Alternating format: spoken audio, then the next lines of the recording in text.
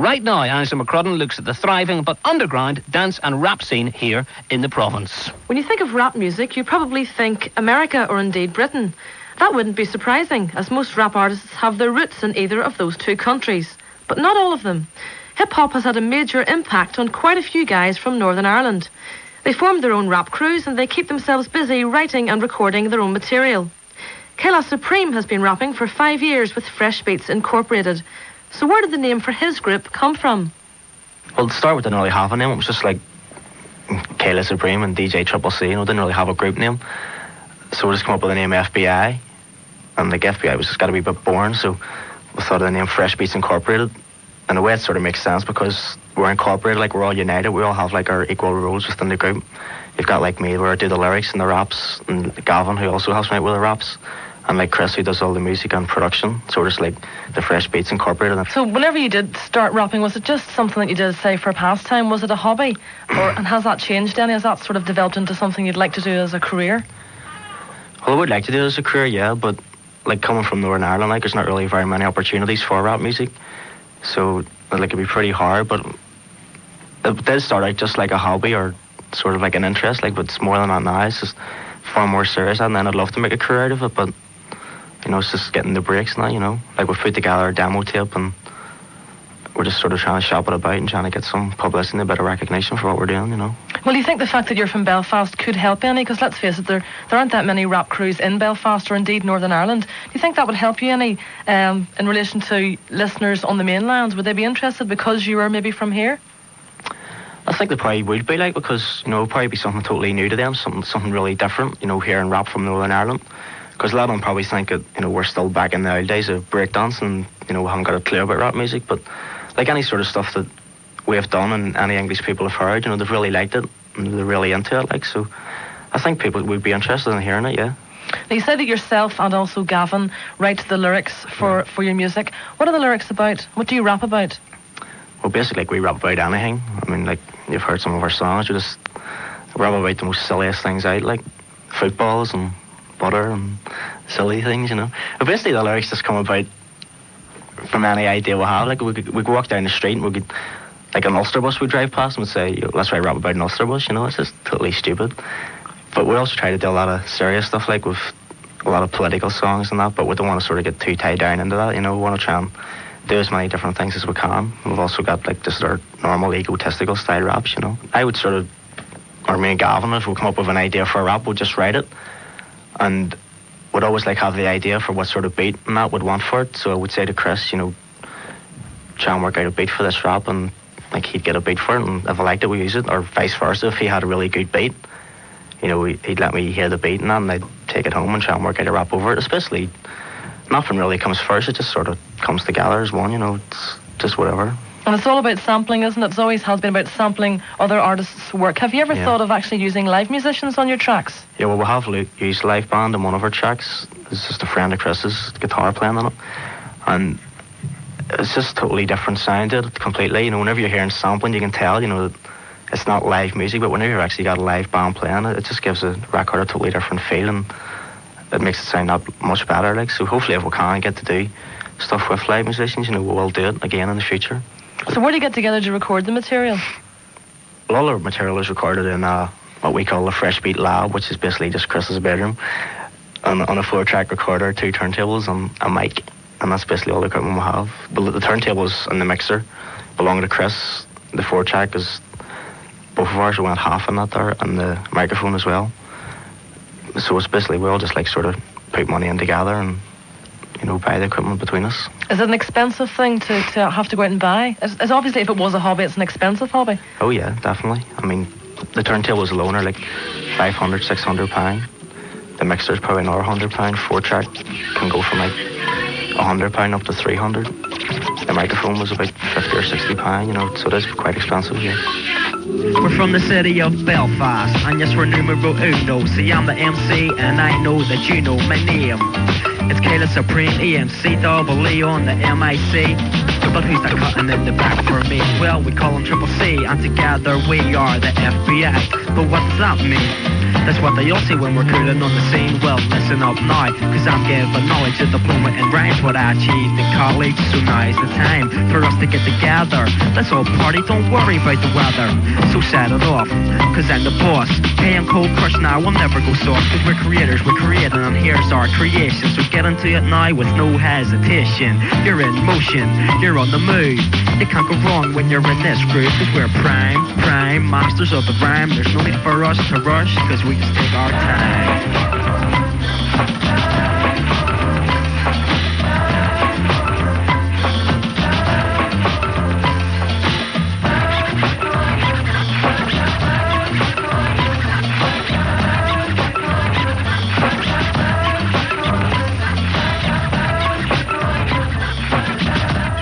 Fresh Beats Incorporated, for those seriously interested in making it in the rap field, it's obviously a costly business. But with regard to the Northern Ireland audience, well, is it really all worth it? Rap has never really had a large following in the province's clubs. So why isn't hip-hop more popular here? Hidden Identity. Over here, things are 5-minute wonders. You know, I mean, there was a breakdance explosion and it was massive.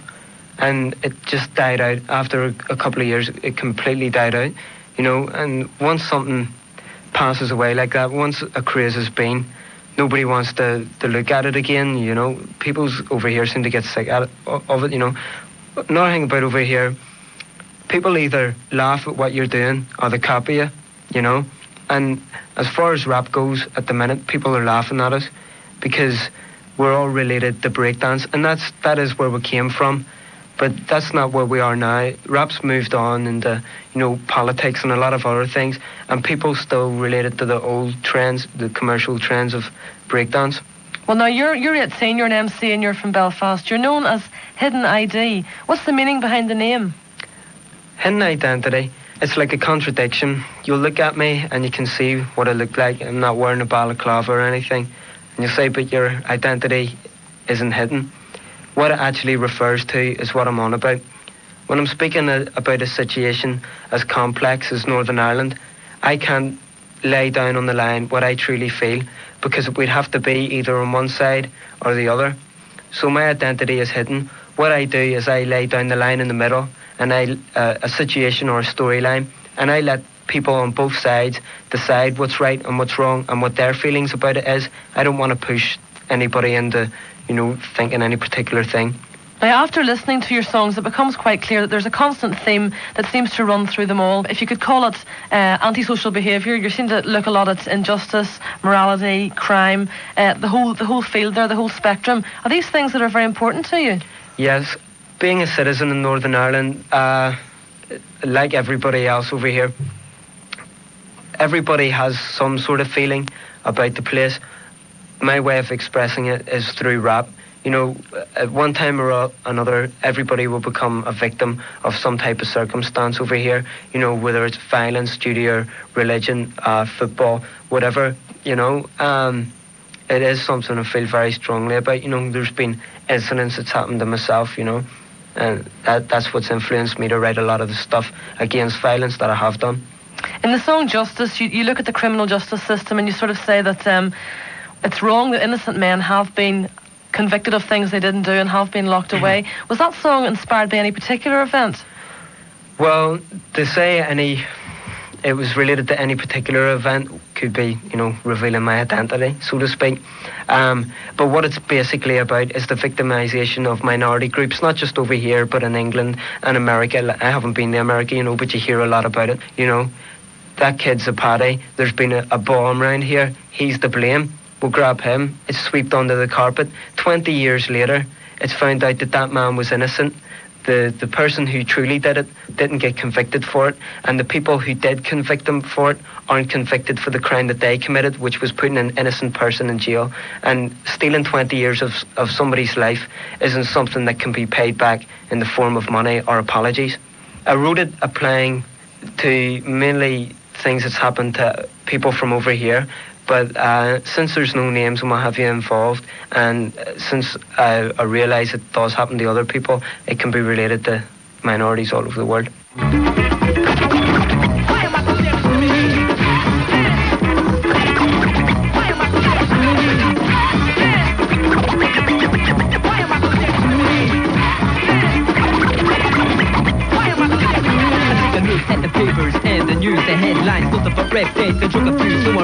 rhymeless and if they choose. I think we're living in a bomb with a very short fuse. It's ready to explode like an atomic bomb. And life as we know it can soon be gone. The system created locked the criminals away. Teach them a lesson, shoot them the right way. The low road is meant for the criminal minded. But as the rule is drawn, it seems to be blinded. Overcrowded prison, make a feel safe to cure. This theory just don't seem to be the cure. The idea, lock the dangerous way and protect this. If the wrong man is caught, then we can protect it. It ain't the quantity, it's the quality. The youth have a man in jail if the guilty walk free. Loopholes in the law are just to make it easy. If it was a criminal, they wouldn't need to tease. We cut the law over its eyes and realize that this could be the reason crimes on the upright. Another innocent man proves wrongful arrest. So it's easy to see that justice, just and just. What is it? Justice, just and just. A maniac, one loose, shoots a man with a gun. Will I be the one who can stomp for what he done? Will I stand for guilty behind a 20-foot wall? Justice don't make me feel safe at all. When the evidence... The excellent sound there of Justice from Hidden Identity and his DJ Troubled Soul. Now rap can be serious and political, but it also can be light-hearted and humorous.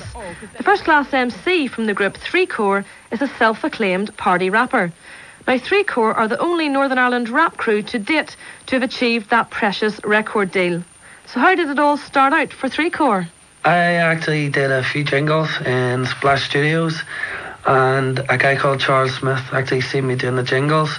He actually owned a small independent label called Pop Tone Records, and he decided that he was going to release a rap record with me. That's basically the gist of it. It just started from there, and that's how it's been, you know. Now obviously being called 3 Core, that means there's 3 of you. There's yourself, the first class MC, there's also Woody and DJ Shame. How did you meet up with Woody and Shame? Well, we went to school with each other years ago. With Woody didn't go to the same school as me, but Woody was into BMXing along with Shamey. And the breakdancing side of things came about. I just went down to Woody's house one day, showed him a videotape, breakdance, you can do it. Woody seen it, said that's what I wanted to do. So we're getting it that far. With Shamey, it was completely different. Shamey couldn't really do much because he was so well built, as you well know. And whenever that came about, rap-wise, Woody wasn't really doing anything towards the rap side of things. He was more into the breaking. So we just did the graffiti art, did everything through hip-hop, totally. And the next minute, the rapping came into it. And Shame also, your DJ Shame was also a DMC Heat winner, wasn't he? Yes, DMC voted Shamey the Northern Ireland Mixing Champion in 1990, which was totally well deserved. He done an excellent performance that night, as you well know, and a few of the actual record companies that were there had actually said to Shamey that he done excellent, and he was well chuffed with that. He was really, really pleased, and he gets sent white labels and all from them still today. So, you know, he proved himself that night. You've often called yourself personally a party rapper. You obviously enjoy rapping a lot and you think it's great fun. When did you 3 start taking it all seriously? Well, as far as the 3 business goes, I started taking it personally seriously whenever I started listening to rap music. Well, not listening to rap music in that way. I mean, later on, by 1985, 86, I started listening to Run DMC and stuff and was just rapping over the top of the vocals of them. And I just knew, as something told me that I had the voice to do it. You know, I had the power in my voice and it was strong with what I was doing. So I decided, why not just try it myself? So I got a few instrumentals together, wrote a few lyrics down and tried it, and it seemed to work. And that's what inspired Shamey to go out and buy turntables and a mixer, because as far as he was concerned, that was basically going to be the only thing that he could do, which was just. And he has done it. He has done it. His mum and dad, he said to them one Christmas, I want a pair of turntables. So they said, okay, we'll get to them, and I got the turntables and a mixer for him. Christmas morning, I went round to his house, and we were just, you know, I got a microphone that Christmas and went round, just started recording from that day, and that's when I started taking it seriously.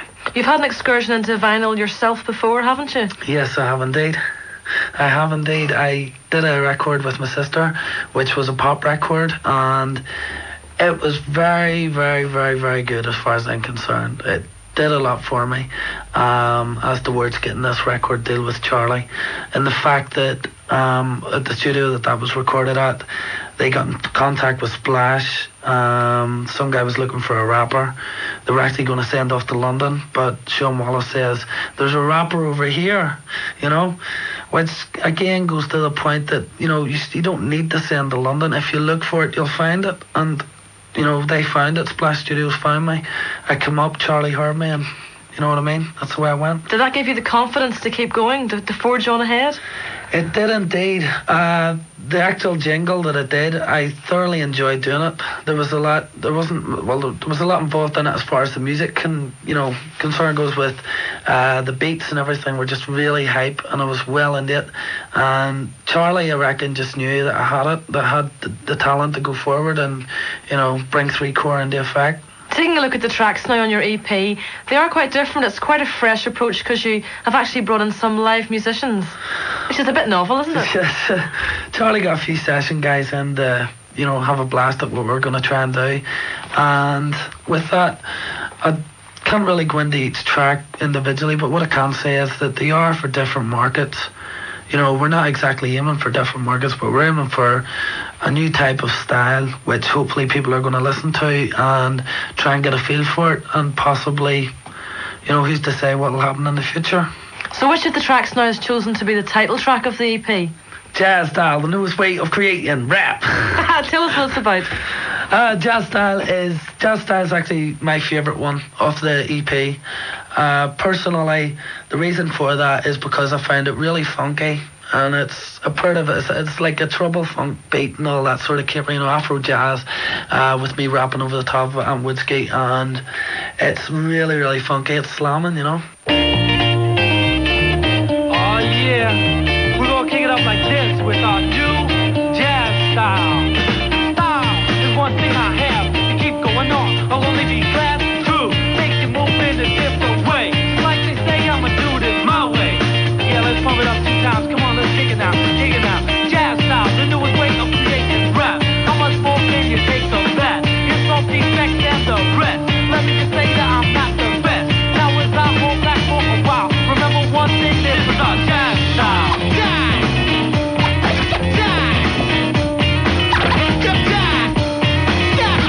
Number 2, and yes, my turn. MC Woodsy is quite concerned. Some of these styles and stuff is nothing, but I'm sure you'll agree this is something. People are insured and guaranteed, and if you hear from us, contains quality. Oh yeah, quality, that's right.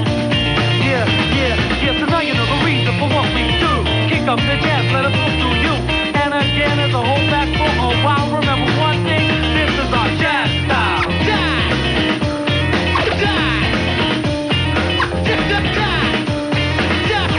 Remember, it's something I'm not, but talent is a thing that I know I've got. It's for the other MC, only known by his friends as Woodski. It's for the DJ who's down with us, Shane's the name, and we will trust him to make jams as funky as this one. That's why we're saying, yeah, you gonna get some. This track's getting hype, all that's on my mind is this is what you like. So kick the bass, come on, kick it now. Pump up the jazz, yeah, let's pump it up now. Yes, you know it's true, jazz is a kind of rapping it's coming through. Oh yeah, jazz style, you know what I'm saying? Let's kick it with our jazz style. Okay, let's go back. Ready? Jazz style, the newest way of creating rap. How much more can you take of that? It's all defect and the rest. Let me just say that I'm not the best. Well, that's the sound of 3-core Wow, remember one thing, this is our jazz. on this evening's Across the Line. Thank you very much indeed to Angela McCrudden for an excellent report on rap and dance music. Rapping here in the province, shall I say. I didn't even know that it existed to such a level. Shame on me. 16 minutes to 12 Across the Line, live from Belfast on BBC National Radio 5.